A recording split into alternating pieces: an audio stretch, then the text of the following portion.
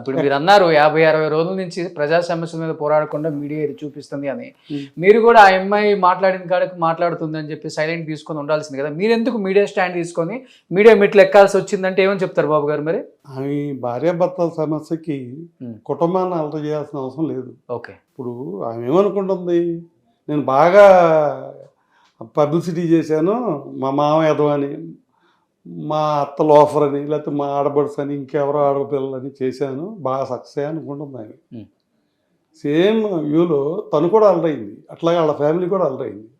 కానీ మీరేంటో మీ మీ మీ చుట్టాలకి, మీ బంధువర్గం, అయితే మీరు అయిన వాళ్ళకి, మీ ఫ్రెండ్స్కి, లేకపోతే మీరు పార్టీలో ఉన్నారు, పార్టీలో ఉన్న కార్యకర్తలకు కావచ్చు, లీడర్లకు కావచ్చు, తెలిసి ఉంటుంది కదా బాబు గారు అంటే ఏంటి, ఆయన క్యారెక్టర్ ఏంటో తెలుస్తుంది కదా మా ఏరియాలో, మీ ఏరియాలో. అదే అయితే ఇప్పుడు ఆ అమ్మాయి ఫ్రమ్ ది బిగినింగ్ ప్లాన్డ్,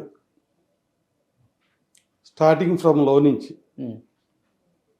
ఆమెకి లగ్జరీ లైఫ్ కావాలి, ఓకే, పోస్ట్ లైఫ్ కావాలి, కోట్లు కార్లు కావాలి, హై లెవెల్లో కావాలి. అంటే ఇప్పుడు వాళ్ళు ఏమంటారంటే మేము చాలా ఉండేవాళ్ళం, వాళ్ళు లేనివాళ్ళు అంటున్నారు. వాళ్ళు ఏమీ లేనివాళ్ళు, మేము చాలా ఉండేవాళ్ళం అని చెప్పి అన్నారు. అసలు నాకేమీ లేకుండా, నాకు పొరుగే లేకపోతే ఆ అమ్మాయికి నాకు తగులు ఇవ్వాలి.